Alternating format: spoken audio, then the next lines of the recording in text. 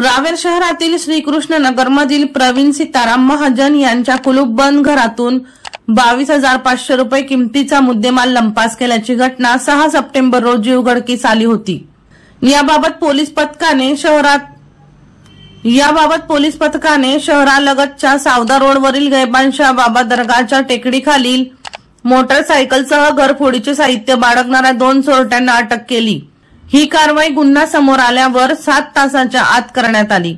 शहरातील एका गॅस एजन्सीत खासगी नोकरी करणारे प्रवीण सीताराम महाजन हे सप्टेंबरच्या रात्री 9 वाजता शहरातील श्रीकृष्ण नगरमधील आपले घर कुलूपबंद करून त्यांच्या कुसुंबा बुद्रुक येथील मूळ गावी गेले होते।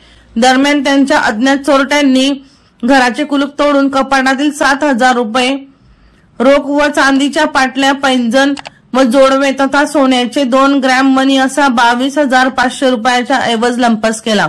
ही घटना दिनांक 6 रोजी शेजाऱ्याच्या निदर्शनात आली होती। याबाबत रावेर पोलिसात गुन्हा दाखल करण्यात आला होता। वर्षा लोहार यांचा रिपोर्ट V1 लाईव्ह जळगाव।